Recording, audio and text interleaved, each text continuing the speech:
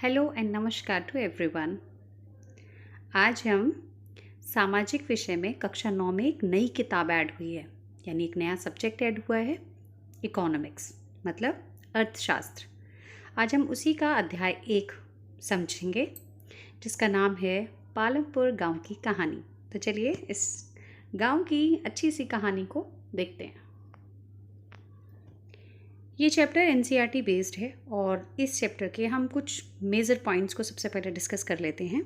जैसे हम सब जानते हैं कि भारत एक कृषि प्रधान देश है और इसकी आत्मा गांव में निवास करती है। इस पाठ को समझने के लिए हमने पालमपुर नामक एक काल्पनिक गांव को आधार बनाया है। यह गांव बुलंदशहर जिला पश्चिमी उत्तर प्रदेश में है। पालमपुर गांव में कृषि ही मुख्य क्रिया है, लेकिन अन्य उत्पादन गतिविधियां भी इसमें शामिल हैं। पालमपुर गांव की जनसंख्या की अगर हम बात करें तो यहाँ पर टोटल परिवारों की संख्या 450 है। इनमें से 150 परिवार ऐसे हैं जिनके पास अपनी कोई ज़मीन नहीं है कृषि के लिए, यानी ये भूमिहीन हैं। बाकी 240 परिवारों के पास 2 हेक्टेयर से कम ज़मीन है। 60 परिवार ऐसे हैं जो उच्च जाति से संबंधित हैं और गांव की ज़्यादातर ज़मीन पर इन्हीं का अधिकार है। और गांव में अगर अनुसूचित जाति यानी दलितों की संख्या की बात करें तो यहाँ पर टोटल जनसंख्या का 1/3 भाग जो है वो अनुसूचित जाति से संबंधित है। पालमपुर गांव में कौन कौन सी एक्टिविटीज़ होती हैं, तो जितनी भी एक्टिविटीज़ हैं उसको हमने 2 भागों में कैटेगराइज किया गया है। जितनी भी क्रियाएं होती हैं अर्थात इन क्रियाओं को, पहले भाग को हम कहेंगे कृषिगत क्रियाएं यानी agriculture activities, and second one is गैर कृषिगत क्रियाएं यानी नॉन एग्रीकल्चर एक्टिविटीज़। कृषिगत क्रियाओं के अंतर्गत कृषि और पशुपालन आदि क्रियाएं आती हैं और गैर कृषिगत क्रियाओं में वे सभी एक्टिविटीज़ आएंगी जिनका डायरेक्ट संबंध एग्रीकल्चर से नहीं है, जैसे दुकानदारी, डेयरी, यातायात के साधन चलाना, कंप्यूटर सेंटर को रन करना या छोटे मोटे लघु विनिर्माण उद्योग इकाइयों आदि। ये सारी एक्टिविटी पालमपुर गांव में होती हैं।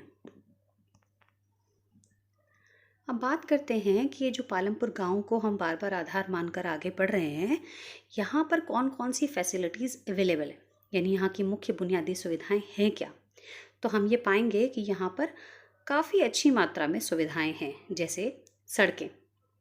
गांव में पड़ोसी गांव हो या शहर को जोड़ने वाली रोड हो, बहुत अच्छी हैं। दूसरी अगर सुविधा की बात करेंगे तो हम ये पाएंगे कि यहाँ के यातायात के साधन भी बहुत अच्छे हैं। बहुत सारे साधन यहाँ पर उपलब्ध हैं, चाहे वो गाँव में पाए जाते हों और जो कस्बे और शहर में पाए जाते हैं, जैसे तांगा, बैलगाड़ी, ट्रैक्टर, ये गाँव में पाए जाने वाले आम साधन हैं, ये भी अवेलेबल है।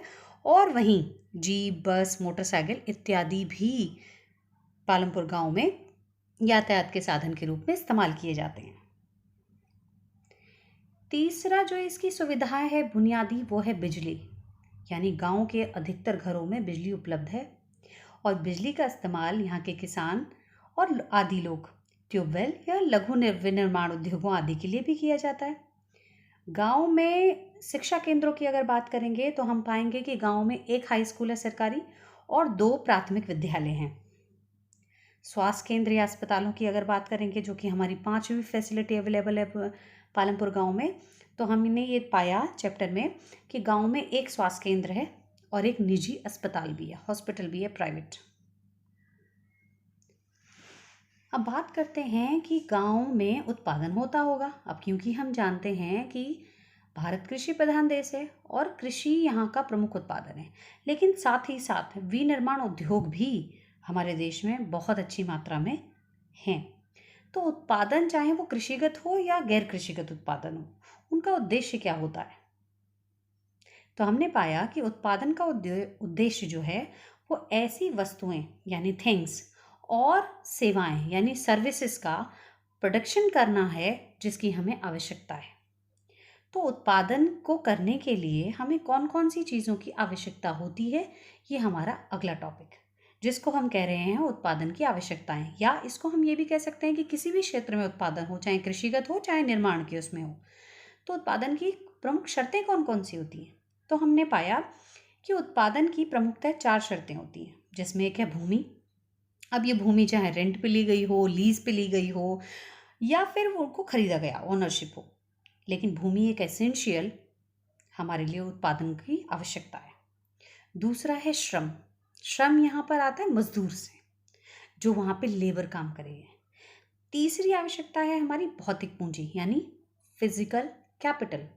इसको पुनः दो भागों में बांटा गया है। एक है इसमें स्थायी पूंजी और दूसरी है कार्यशील पूंजी। स्थायी पूंजी को हम इंग्लिश में कहेंगे फिक्स कैपिटल और कार्यशील पूंजी को हम कहेंगे वर्किंग कैपिटल। स्थायी पूंजी के एग्जाम्पल के तौर पर हम रखेंगे औजार, मशीन और भवन को, क्योंकि ये वन टाइम इन्वेस्टमेंट होता है, इसीलिए इसको स्थायी पूंजी कहते हैं। और भौतिक पूंजी का दूसरा पार्ट, जिसको हम कार्यशील पूंजी यानी कि वर्किंग कैपिटल के नाम से भी जानते हैं, इसके उदाहरण आएंगे कच्चा माल और नगद पूंजी। क्योंकि ये वर्किंग कंडीशन में होती हैं, इन्हें बार बार पुनः खरीदना पड़ता है। भाई नया प्रोडक्शन करना है तो हमें कच्चा माल यानी रॉ मटेरियल बार बार लेना पड़ता है, इसीलिए हम इसको कार्यशील पूंजी में रखते हैं।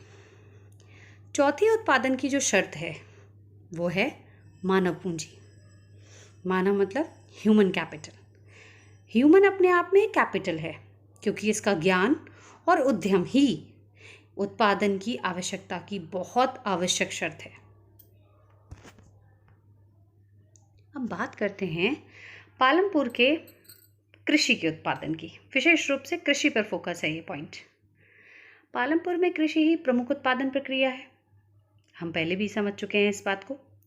गांव के कुल कृषि क्षेत्र में केवल 40% भाग में सिंचाई हो पाती है, लेकिन बिजली के विस्तार ने सिंचाई व्यवस्था में सुधार किया है, जिसके परिणाम स्वरूप किसान दोनों मौसम यानी दोनों ऋतुएं, रबी और खरीफ ऋतु में फसल उगाने में सफल हो सके हैं। अब किसान सिंचाई व्यवस्था में सुधार कर क्योंकि बिजली के विस्तार ने ये बहुत व्यवस्था अच्छी कर दी है, जिसके कारण दोनों ऋतुओं में अब किसान फसल उगा पाते हैं और अच्छी सिंचाई कर पाते हैं। तो एक बार ये भी देख लेते हैं कि कृषि ऋतु क्या क्या हैं, कौन कौन सी हैं, यानी इसका शस्य प्रारूप क्या है। तो वर्षा ऋतु को हम खरीफ के नाम से भी जानते हैं। दूसरा शरद ऋतु यानी रवि ऋतु के नाम से भी जानी जाती है, रवि फसल के नाम से भी जानी जाती है। और तीसरी है ग्रीष्म ऋतु यानी जायद, यानी खरीफ, रबी और जायद प्रमुख ऋतुएं कृषि पर आधारित हैं। अगर हम खरीफ यानी वर्षा ऋतु की अवधि की बात करेंगे तो ये जुलाई से अक्टूबर माह तक रहती है, और इसकी प्रमुख फसल के एग्जाम्पल हम दे रहे हैं यहाँ पर ज्वार, बाजरा, चावल, कपास, गन्ना, तंबाकू इत्यादि।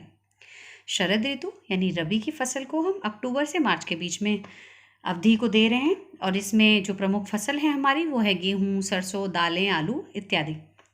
ग्रीष्म ऋतु यानी जायद की फसलों को हम मार्च से जून के बीच में कर लेते हैं।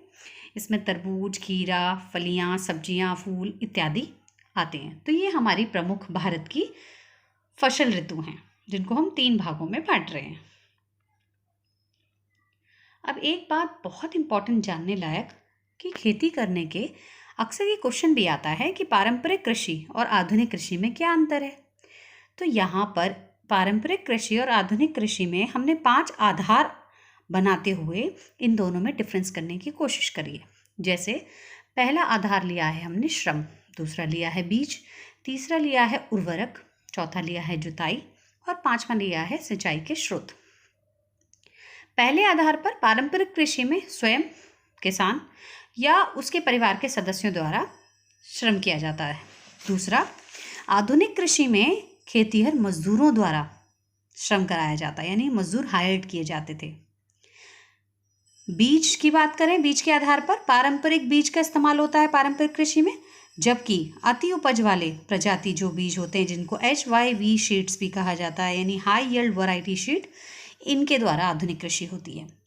उर्वरकों के आधार पर अगर बात करें तो पारंपरिक कृषि में गाय का गोबर या प्राकृतिक खाद इस्तेमाल होती थी, लेकिन आधुनिक कृषि में रासायनिक उर्वरकों और कीटनाशकों का प्रयोग किया जाता है। जुताई के आधार पर अगर हम बात करें तो पारंपरिक हल और बैल का प्रयोग करते थे पुराने पारंपरिक कृषि में। आज भी जो लोग पारंपरिक कृषि यूज़ करते हैं, अपनाते हैं, तो वो इन्हीं विधियों को अपना रहे हैं, जबकि आधुनिक कृषि को उपयोग करने वाले ट्रैक्टर, थ्रेशर आदि मशीनों से कृषि कर रहे हैं। सिंचाई के स्रोतों की अगर बात करें तो पारंपरिक कृषि के अंतर्गत कुएं, रहट, तालाब, नदियों और वर्षा के पानी पर निर्भर होते थे सिंचाई के लिए, जबकि आधुनिक कृषि में आज किसान बिजली, ट्यूबवेल, नलकूप या डीजल से चलने वाले उपकरणों का आधुनिक कृषि का निर्माण करता है। तो ये हमारे पारंपरिक कृषि और आधुनिक कृषि में अंतर। बहुत इंपॉर्टेंट टॉपिक हमारे चैप्टर का हरित क्रांति यानी ग्रीन रेवोल्यूशन। हरित क्रांति इसलिए भी हरित क्रांति का नाम इसलिए दिया गया है क्योंकि हरियाली और उत्पादन में इसने गजब की चमत्कारिक वृद्धि दिखाई थी। 1960 के दशक में हरित क्रांति ने कृषि में HYV शीट यानी बीजों का, सिंचाई के उन्नत साधनों, कीटनाशकों, उर्वरकों तथा मशीनरी का उपयोग करना आरंभ किया। इसी कारण यानी हरित क्रांति के कारण ही भारत में गेहूं तथा चावल के उत्पादन में गजब की वृद्धि हुई, जिसको हम चमत्कारिक वृद्धि भी कह सकते हैं। हरित क्रांति ने बहुत सारे प्रभाव डाले भारत पर। इसके सकारात्मक प्रभावों के हिसाब से हमने इसको 4 भागों में बांट दिया। तो अगर क्वेश्चन आता है कि हरित क्रांति के प्रभाव बताइए, तो हम कहेंगे हरित क्रांति के प्रमुख सकारात्मक प्रभाव इस प्रकार हैं, जैसे कृषि उत्पादन में गजब की वृद्धि हो गई। दूसरा, कृषि उत्पादन में वृद्धि के कारण रोजगार के अवसरों में भी बहुत वृद्धि हुई। और क्योंकि रोजगार बहुत बढ़ गए थे, इसका एक कारण ये भी रहा, जो इसका तीसरा प्रभाव है कि कृषि और उद्योगों का आपस में बहुत अच्छा तालमेल होने लगा था, यानी समन्वय बहुत गजब रहा। क्योंकि सेकेंडरी स्टेज की जो भी चीज़ें बनती हैं वो डिपेंड तो एग्रीकल्चर पर ही होती हैं। और चौथा जो सकारात्मक प्रभाव रहा, किसानों को बाजार उन्मुख बनाया। हरित क्रांति ने किसानों को बाजार में बेचने के लिए बहुत उत्पादन दिया और उसको ओरिएंटेड कर दिया मार्केट के बेस के।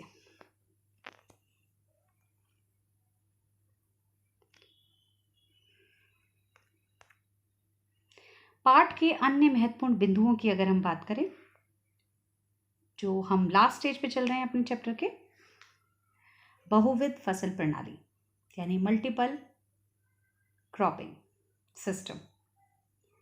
एक ही भूमि के टुकड़े से एक वर्ष में एक से अधिक फसल उत्पादन बढ़ाने के तरीके को बहुविध फसल प्रणाली कहते हैं। मैं फिर से रिपीट कर रही हूँ इस लाइन को कि एक ही जमीन के भाग में एक वर्ष में एक से अधिक फसल उत्पादन बढ़ाने के तरीके को बहुविध फसल प्रणाली कहते हैं।